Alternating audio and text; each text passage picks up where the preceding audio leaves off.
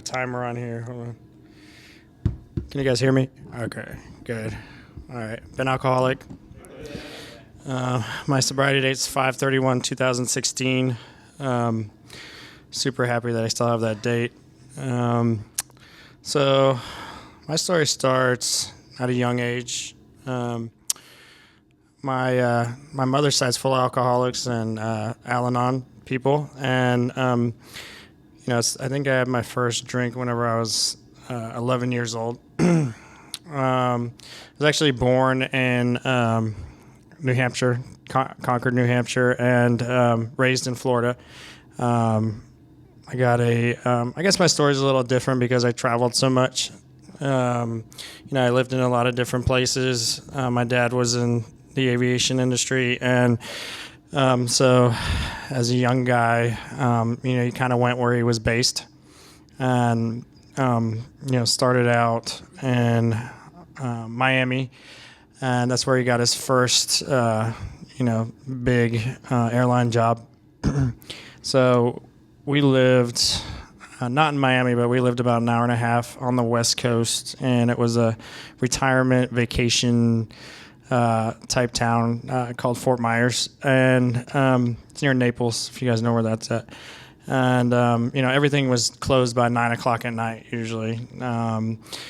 Not very many gay people there, at least openly gay people. So I was, as a young guy, wanted to get out of there as soon as possible. I think I knew I was gay by the time I was 8 years old. I think my best friend was the first person that had some experience with, and we both the same age, but I knew since then. And I was always trying to hide it from my folks. Dad definitely didn't approve of it right away, and I knew he wouldn't. Mom, I think she knew whenever I was young, so she didn't really care, but was always trying to hide who I was, even as a young guy. That's where I remember. I was young, and I got sick, and I think I had bronchitis or something like a strep, and I think I was about 9 or 10, and they gave you cough syrup with codeine in it, and that. I liked the effect that had. I remember that I felt like, there was nothing that was bothering me anymore. I kind of felt like it was trippy a little bit, and I liked that. I liked how it felt. And so I wanted to continue getting that feeling again, because I was also a really quiet kid, because I just didn't think that, I had anything good to say, or I was afraid of what people thought of me always. I guess that's the Al-Anon in me too. So I was afraid of what I was going to say, what people were going to say. I wanted to be the perfect kid, get the straight A's, and always live up to my parents' expectations. And so I did that for a while. I have lots of alcoholics on my mom's side. My uncle, who I had my first drink with at 11, he has been sober 2 years now. They found him with in his truck with a gun in the passenger seat, and a bunch of liquor and drugs in the car, and he was, he wanted to off himself. He was just got divorced from his wife, and I remember watching him drink really hard, and always had a bottle of Captain Morgan wherever he went, and he would go and isolate in his cabin in the woods and just get totally smashed by himself, or with his son, who was a little younger than I was, or his daughter. So alcohol to him was just, I guess it was just normal, and we needed to learn how to drink, at a young age, and come to find out he had a lot of depression and things that I was running into as a kid. Just afraid to be yourself, I guess, is what it was. So 11 years old, my mother was there too, and I remember we were in the house and our house in Fort Myers, and he was down for vacation. And I remember there was a pitcher full of pina coladas there. You know, this guy's like a guy that hunts and a military guy, but he loved his pina coladas for some reason whenever he came down to Florida. And so I remember there was some left over, and he asked me, do I want some? And he kind of went like this to my mother, is that okay? And she says, yeah, okay, that's all right. So I remember I had one glass, and they were really strong because he likes to drink it with a lot of rum in it, and everything was strong with him. And I remember I passed out on the floor because it was just so strong, and I was a small guy, and I just kind of got really buzzed and then fell asleep, and they just kept playing cards at the table like nothing happened. I was like, wow, okay. So this has been going on for a while. But it was really funny because my grandmother, their mother, is a super religious Methodist woman, and she wouldn't touch alcohol if she was down seeing us, and so I guess I got why they all drank heavy was because they were restricted of it whenever they were young because of the alcoholism from my great-grandmother's husband. My great-grandfather was like a heavy alcoholic, liver damage, cirrhosis, the whole thing, heavy smoker. And she just didn't want it to happen to the rest of the family, her kids. And it still happened anyway. I mean, it was just, I think it's just in the genes, to tell you the truth. I think it's genetic. I know I was always obsessive and about certain things like schoolwork and being perfect. Even, how I looked, my hair had to be perfect whenever I went to school. I had my outfit had to match. I had to, look the best. And I just obsessed and was addicted to being perfect. Actually, I think that's what it was. And but my mother was the same way. She liked to always look perfect. Even though there was a lot of mental abuse and she was a screamer. So we were young, and she, whenever she was stressed out, she would take it out on us. And I don't know if she realized she was doing it at the time. I think that was normal in her family. That my grandfather was a grumpy, dry drunk, and he was just always screaming at somebody that you didn't do this right.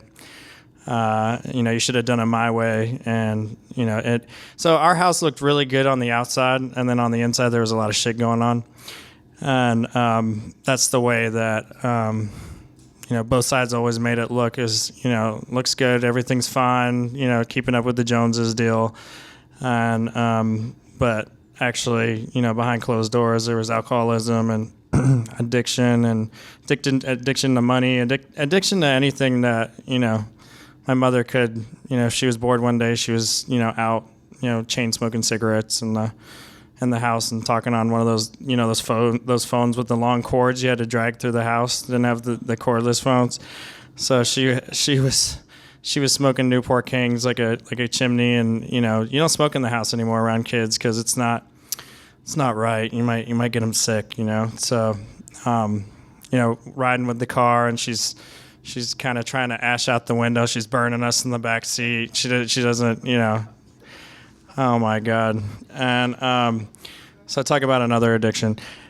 So that's 11 years old, having my first drink, getting drunk, and I still liked that I passed out. I was, I didn't have to think or feel.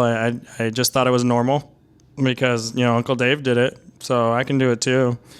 And then, so every time we'd go up to see them, Uncle Dave had, liquor and beer ready, and, we'd go out by the campfire. He would light a big campfire, and we would get drunk with him, even me and my 11-year-old brother. And we just, that's where the addiction started. So, where it got really bad is whenever I was 16, 15, 16, whenever I got my driver's license. And, we were skipping school, and one of us had a fake ID. I don't know how I got beer. I looked like I was like 10 whenever I was like 16. And we just found this gas station that didn't care. And as long as you showed them an ID, they didn't care what the ID was, just, And so, it was pretty much 3 or 4 days a week. We would either skip class or leave school early to go drink at a buddy's house. And, come to find out these guys have been drinking at a young age like I was too. You kind of find people that you're alike with. You find other alcoholics that have been, their parents were alcoholics, and they always have liquor in the house, and they got beer in the house. So, that's what we did as a social thing. So that was, I definitely knew I was gay by then. And, that was one way that I could feel comfortable about it. I would drink with my buddies, and, I just felt more comfortable around my friends that way because I was attracted to them. And, my best buddies, I was hoping, one of them was gay, but that didn't turn out. So I was the only gay guy. I'm sure there was some that were doing stuff, but, I was too scared to act on it. I was, let's see, it was like 98, and, it still wasn't cool to be gay and out. So I was always afraid that I was going to get beat up or, something bad was going to happen, because it's still, Fort Myers is still kind of they got a lot of rednecks there too. So it's, they're driving the trucks with the rebel flags, and my friends definitely were, those kind of folks. And so I definitely wasn't going to come out yet. So I had one best buddy that I still to this day think he was gay, but I was always wasted. We were always wasted together, and I don't know. I just can't remember if stuff happened or not. I probably did, but that was the only way that I could be myself, was to drink around these guys, and that was the only time I really felt comfortable. So I always played sports like baseball and golf in high school, and my grades stayed relatively good. I think I graduated with like a 3.0. Never failed out. I got in trouble for missing a bunch of days at school, but alcohol was definitely around, and I was drinking and driving a lot, which that's a big part of my story. Is I like to drink and drive. So these guys didn't have cars. I had a car. I had a decent job. I was working 20 or 30 hours a week at the country club, and I was making, $15 an hour at 16 is pretty good in 1998. So, so we'd put gas in the car and go ride around and drink, or we'd find a party out in the woods somewhere, somebody's house where the folks were out of town. And, we'd always have something to do every weekend that involved a keg or, more alcohol. So, eventually... So I was 17, and I was headed to college, and I was going to Tampa, which is like 2 hours north of Fort Myers, in a bigger city. Couldn't wait to get out of Retirementville. There was going to be people around my own age there, and just getting out of a town that everything shut down by 9 o'clock. Beautiful beaches, but Fort Myers was... The only time I was really busy was during spring break, whenever people would come down, and it was always rated like top 10 spring break spot for, it was a lot of kids from the Midwest would go there. So that was really the only time that there was really stuff going on in that town.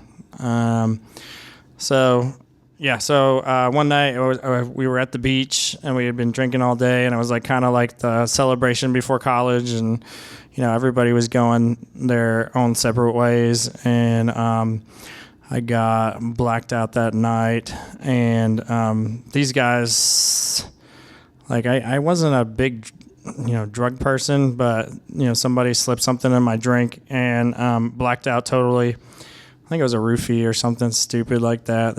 But I ended up behind the wheel of the car with 4 of them in the car with me, and I don't know where I was going. The police picked me up. I had ran into a ditch, and I guess I had sideswiped a car, and so at 17, I got brought into the jail in a bathing suit, no shirt on, no shoes, and just board shorts.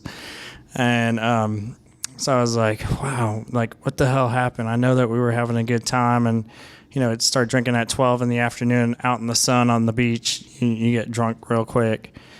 I don't know how we had like 48 beers or something crazy like that between like 5 of us. But yeah, I was really drunk. So they brought me into the police station. I think it was like 3 or 4 in the morning.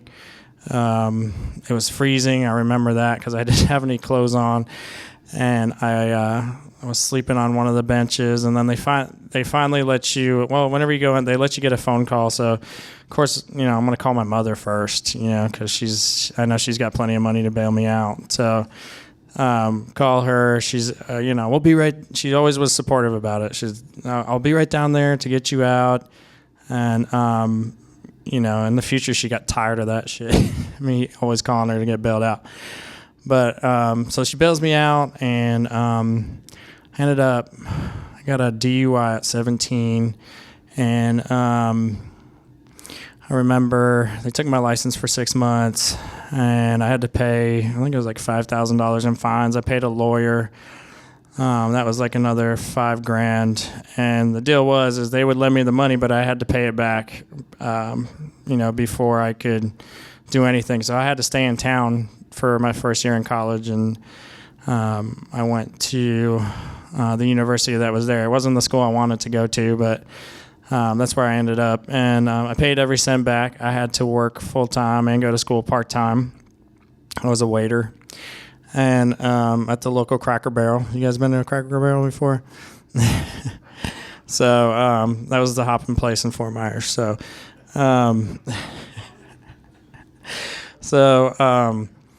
working at the Cracker Barrel, and I didn't stop drinking though. I in the restaurant industry, people drink and use a lot. So it's, there was a lot of things besides alcohol floating around, and but we'd go out and drink every night after work. So that didn't stop. There was like a bar, half a mile down the road. So, somebody had a car and could give me a ride to go get some drinks as long as I bought them some. So, go do that. And the whole time I'm on probation and I'm getting tested, and I learned how to kind of time it out right so they couldn't see if I was drinking alcohol or not. And so I never got caught. I was pretty slick on that. Got all my fines paid off.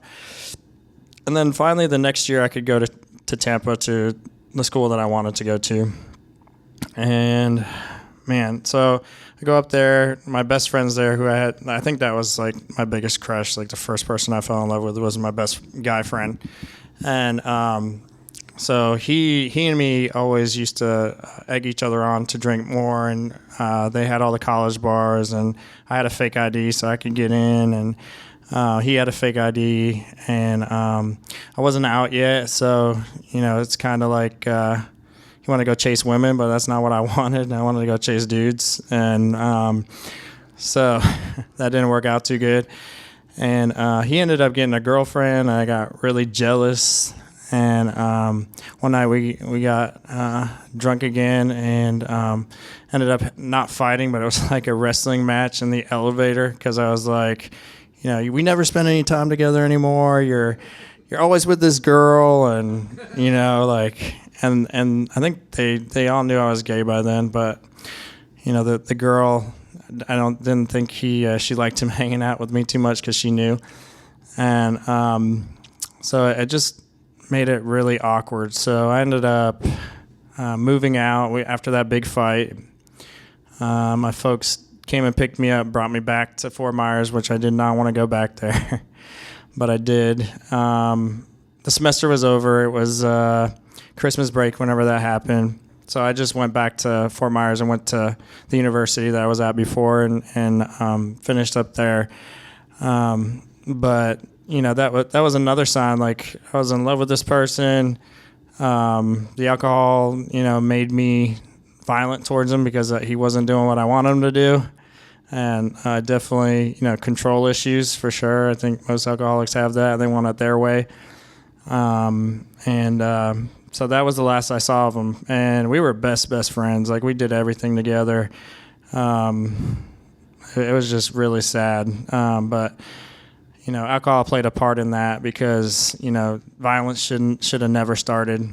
And it did, especially with somebody that you love. You shouldn't hit them or wrestle with them or hurt them in any way. So onward from that. So let's see, I was 19 whenever I got back to Fort Myers, and I was at the university. I had like a 3.5. I was doing really well.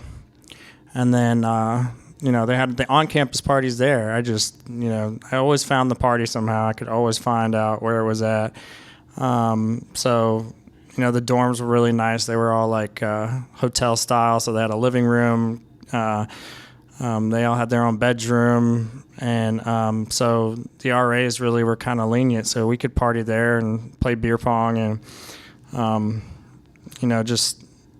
it started to where the alcohol was, making me hungover all the time, so I wasn't showing up to class, and my grades were starting to fall, and so I definitely didn't have a 3.5 anymore. And so I decided I was going to take some time off school. Well, my parents wanted me to because they were funding the whole thing, and they didn't like I was spending their money on alcohol and partying, so they cut me off for a while, and they said, you can either go back and work at the Cracker Barrel, or you can start a pool. He gave me an option, my dad, to start a pool service locally. So I owned there was like 10 accounts. It was really small, but I was the pool guy for a while. Had the truck and the whole thing, and did that for 2 years. And the whole time I was also battling depression, and I was had a therapist. I've been medicated since I was 19 for depression, and that runs on my dad's side, so I got that too. And so it was just a really confusing time. I still was not out as a gay man, even though I was, at 20 years old, I was sneaking. I had my license back, so I was sneaking away to Miami, which was like an hour and a half across the coast, where there was a huge gay population there, and I'd go there for a night and just say I'm spending the night at whoever's house or whatever, and I was down on Ocean Avenue just partying my ass off at Twist nightclub and Palace Bar, and it was it was like eye-opening to me, and it was I was actually able to be myself down there, even though I would go there by myself, which was insane at 20 years old, and just not thinking about any consequences or what if I got hurt or what if I got Miami's not the safest place in the world, so a lot of crazy stuff happens down there, but I never got hurt ever. Even whenever I would go on hookups or whatever down there, never got hurt, never got beat up, none of that. I was really lucky in that way. And so I was doing that, and then so I was totally still not cool with being myself, and so I did that for another couple years, and then I went back to school at I think it was 22, and I finally came out. I was tired of hiding out. Well, actually, I was kind of forced out of the closet. I was living with a buddy, and my boyfriend at the time was sleeping over. And never give your mother a key to your house ever, and especially one that likes to like bake you banana bread and stop in and say, "Hey, how are you?" So she comes in with the banana bread, and we're both in bed together. And she's like, I'll just put this on the counter. I'm really sorry.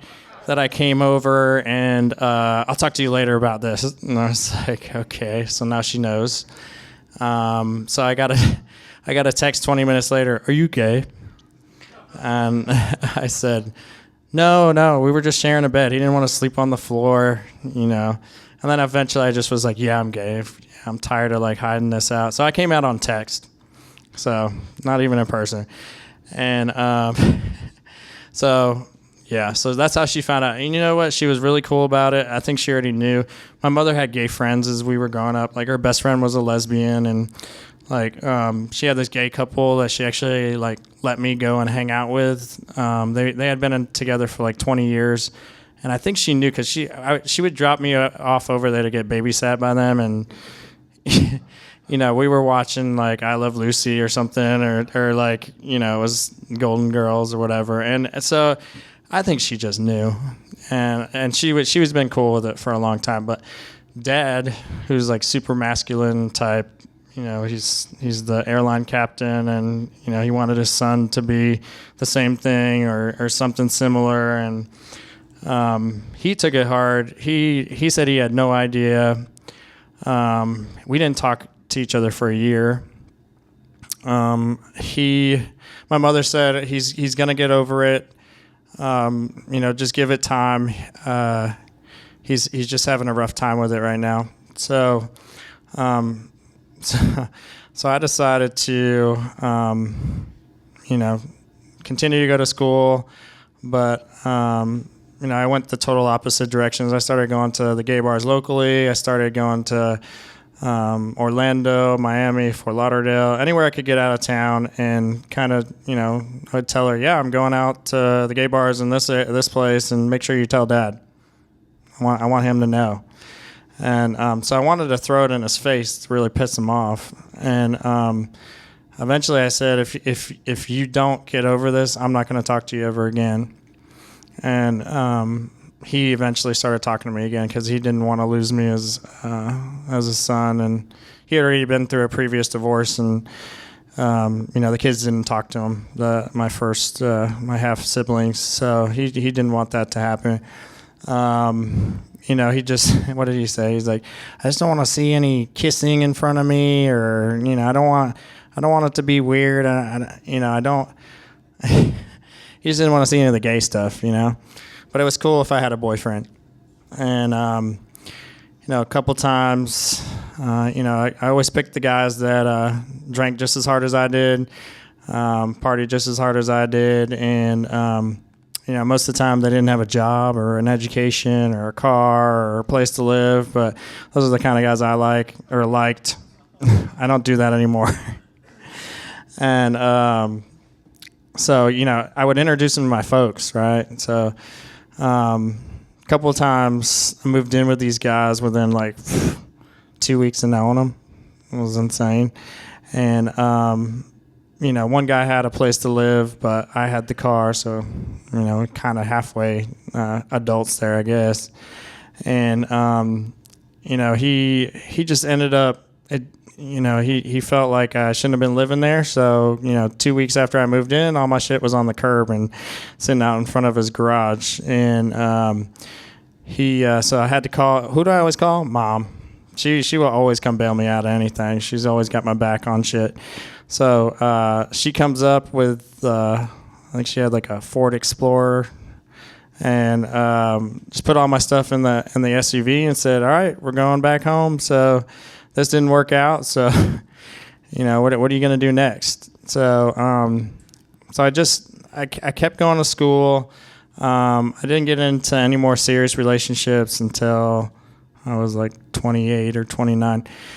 And I basically just lived gay life to the fullest is what I thought, which was, going to the clubs and, picking up guys and the whole good stuff that we think gay life's all about, drugs and rock and roll and house music, right? So, so I learned all about that, and I was, I didn't really start drinking super hard until I actually started drinking harder later on, around 27. I had gotten a good job I had graduated college got my degree. I got this job in St. Petersburg, Florida, as a hotel manager. You guys ever heard of the Don Cesar Beach Resort? It's like a big pink 1920s style castle looking resort. It's like a really nice place. And so I was, 26, and I got the good job, and I had the car, and I had the means to go out and party even harder. So, and hotel management is not easy. You work like 60-hour weeks, and you might work till 11 at night, and you're back at 5 a.m. in the morning, and you get one day off a week, maybe. Depends on if it's holidays or high season. So I would drink to relax after work. St. Pete's got a bunch of gay bars there too. It's a huge gay population. So I always made sure I was in somewhere I could go to the gay bars. And I remember, so this is where I got in a fight with my boyfriend at the time. So I did date somebody at 27. And so I got into a fight with him on Thanksgiving, the night before Thanksgiving, which is a big night for people to go out and drink. I don't know if you guys know that. It's a big night for DUIs too. So I got another DUI. And I remember I was pretty blacked out. We had a fight because he was hitting on another guy. I'm supposed to be number one. I'm supposed to be special, and fuck you, and I'm leaving. And I remember I peeled out in front of the bar, and I was driving like I was drifting in one of those movies, with the e-brake and sliding around corners and just being stupid.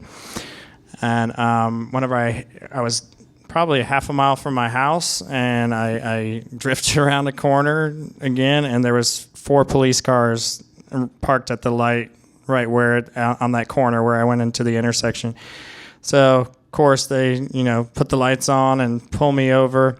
It's kind of a night like this where it was super cold out, and they were having me do the sobriety test, and I just I was drunk, but also I was shivering so bad that I couldn't walk the line. It's because I was drunk, but I used the excuse in court that it was too cold to get a good test, and I ended up hiring another good lawyer, and that one was knocked down to a reckless driving. But I would just try to lie my way out of situations like that, so that I didn't get the consequences. And I just always thought that I had bad luck. I went around the wrong corner where there was 4 police cars, and that's not my fault. So that was another $20,000 down the drain. And I did get to keep my license that time.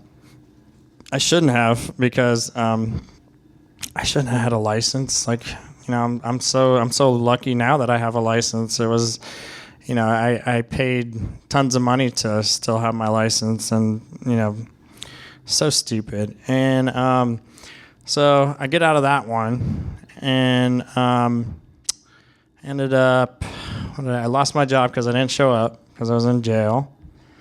And so what did I end up doing? I ended up bartending at one of the gay bars, and I also got a job serving during the day too, so I could support myself. But I wasn't doing what happened. I had the good job, I had the nice place to live, I had the boyfriend, all the things that you think you're supposed to have in life, and the alcohol ruined it. I ruined it with alcohol, and it was just because I had underlying anxiety, depression, and I just couldn't handle life, I think is what it was, without being intoxicated. So let's see. Moving forward, I ended up serving and bartending for a while, and I ended up in, you guys know where Wilton Manors in Fort Lauderdale is? So I ended up over there, and have you guys been to Peter's Bar? It's it's right by Georgie's Alibi. You guys have been over to Georgie's before? Anybody? Okay. So I'm bartending there, and that's kind of where I was into fitness too. I'd work at gyms off and on, and you guys probably all know that's what I do. And so I was managing an LA Fitness during the day, and then I would go bartend at night. And, of course, like if you're a bartender, you got to drink, right? So, I was working 50 to 60 hour weeks at LA Fitness managing that. And then I would go and work like 9 to 2 shift and then wake up and do it all again, 6 days in a row. And man, Fort Lauderdale and Miami are really expensive to live in. It was, even with those two decent jobs, I was still just scraping by. And, well, come on, I was drinking a lot of my money away, to be honest about it. And so, yeah, I ended up doing that for a while. And then, let's see, how much time do we got? 7:42. Wow, been talking for a while. So I ended up doing that. And so I met a guy, another boyfriend at one of the bars. And he was from here. He was from Hurst, Texas. And, I always wanted to get out of Florida anyway and go. I always wanted to explore a little bit, and I always wanted to check out Texas. And heard Dallas was pretty cool. They had a good gay scene out here. It was pretty open. And so I ended up out here with him. He didn't have a car. He didn't have a place to live. He didn't have a job. And so he was another winner. I could fix him up. He was a fixer-upper. So end up out here, and we're living in a Motel 6, living it up. One of those extended stay Motel 6s, They actually had a kitchen and stuff. So, I'm living off Harry Hines at the Motel 6. I don't know if you guys know where that's at. But so I'm here working at some of the bars again. He's working at the bar. He's an alcoholic that whenever he wakes up in the morning, he needs a beer or he's going to shake to death. He's going to have a seizure. Whenever they say alcoholic, that's what I always thought an alcoholic was. And so I would have to go to every morning and go buy him beer from the gas station so that he wouldn't have a seizure. That was scary. So whenever he would wake up, he would have 2 just to wake up, and back to back. And then I remember, throughout the day, he would have to drink another 4 just to stay level. He really needed to go to rehab. He had been to rehab twice before I even met him. So we worked at the bars in Fort Lauderdale. I came here. I followed him here. I'm not gonna lie. I mean, I was in love with the guy, and so picked him up from his mom's house, in Hurst. We go to the Motel 6. It was the night after Christmas. I drove all the way 19 hours from Florida to here, and I had $200 in my pocket. I sold an iPhone to get here. That was nuts. Luckily, he had a bar job set up for me before I got here. That was the one thing he had that he'd done for me. So, yeah, we're living the life, and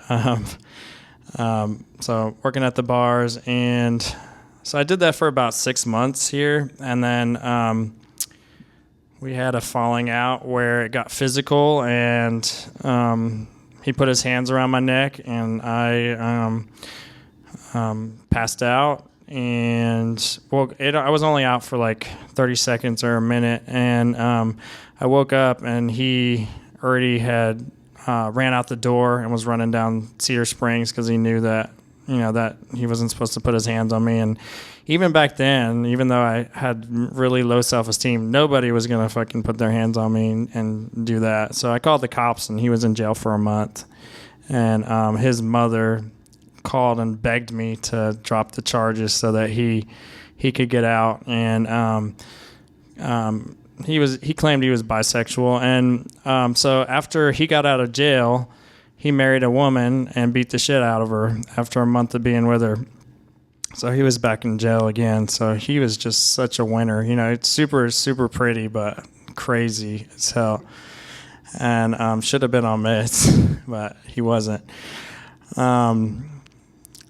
So yeah, that happened, and then so after that, I went on a bender because I went through this breakup, and I was always going to be alone forever. I was never going to find another boyfriend. That's all I'm worth is somebody like that, and so I went out. I was drinking and driving again, and this time I tapped somebody. I hit somebody, and I ran. And you know what? I didn't get caught this time. And my first sponsor told me that to make an amends for it, I had to go to Mothers Against Drunk Driving and be a spokesperson. So I went there to do that, and I tried to get in. They didn't want me.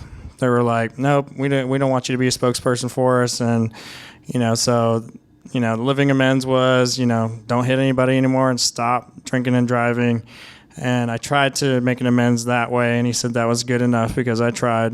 But that night I said, it's either I'm going to die or I'm going to kill somebody and go to prison for 10 years, because you get 3 DUIs, or in Texas, you go to prison for 10 years. And I guess the ones in Florida count too. So they would carry over. And so I woke up and the front of my car was just smashed in, and I was 60 days late on the payments, and let's see what else. I was getting evicted from my apartment because, on my benders, I could spend a lot of money just going out and drinking, and I didn't give a shit about rent anymore.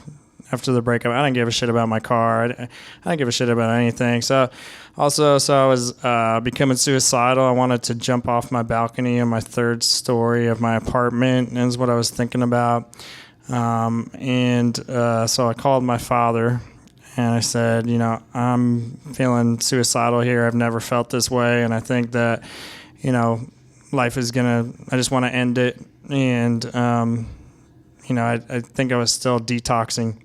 And so he flew out that day and was there by, that night. And he's like, I'm tired of you bullshit, and I want to hear the whole damn story, and I'm not going to say anything. I just want you to say it, and then we're going to figure out how to fix this. Like, I'm not here to badger you. I'm here to help you get healthy again. And he didn't flinch. I told him all about, Rusty, the ex, and what happened with the fight, and how much I had actually been drinking. And he just looked at me and said, "Okay, that's really, it's not that big of a deal." He's like, "I've heard worse." And so he's from New York City, so he's seen a lot of shit. And so we went to the 24-hour club. Back whenever it was like that old house where it was falling apart, and they had like the little raccoons sticking their hand out of the ceiling and shit like that. That's how the 24-hour club was. And so I went there to the back room on a Sunday, and I got my first Desire chip. Every DUI that I've had, I had to go do the pink slip thing and show up to the meetings, and I never got a sponsor. I would never admit that I was an alcoholic. People would come up and offer to sponsor me, and I just had a big problem with step 1. I wanted to hide that I was an alcoholic. I wanted to, look like the perfect son and just keep on going, and it just never worked. So this time I decided, all right, I'm done. It's either suicide, death, or I'm going to go to prison. So I decided that I wanted to live, and so I got my Desire chip, and guy walked up, said, "Do you need a sponsor?" I said, "I sure do." And so he asked me if I would do anything to stay sober, absolutely anything. And I told him, yes, I will do anything to stay sober from this point on. And so from that day forward, I've been sober for almost 6 years. So it's a miracle because, with alcohol and the way my brain reacts to it, I should have been dead a long time ago, for sure, in some kind of car accident. So from that point on, I actually he was part of the Primary Purpose group, which was a little bit too intense for me. So I started seeing a therapist, and he gay therapist, and he said, go to Lambda. that's going to be the right group for you. You're going to fit right in. And so I came to you guys and been involved in Lambda and CMA and now this group for a while now. And, life hasn't been ever any better. I can actually show up to things, get my work done, not crash my car, have an apartment that's paid on time, pay my bills on time, just be an all-around adult. So 752. So now I'm here. That's where I'm here now, standing on this podium and telling my story is the steps and getting a sponsor and sponsoring guys and doing service work and getting out of myself every day instead of being so selfish and self-centered in my head, thinking, just getting out of my my craziness. That's what I do every day, and I pray and I meditate, and I always do my gratitude list. Love getting gratitude lists from a lot of you guys in the room, and all of that working out has helped me a lot because that's a healthy addiction, and making sure that I eat right, and so all that has worked. So that's all I got. Thanks, guys, for listening to my story.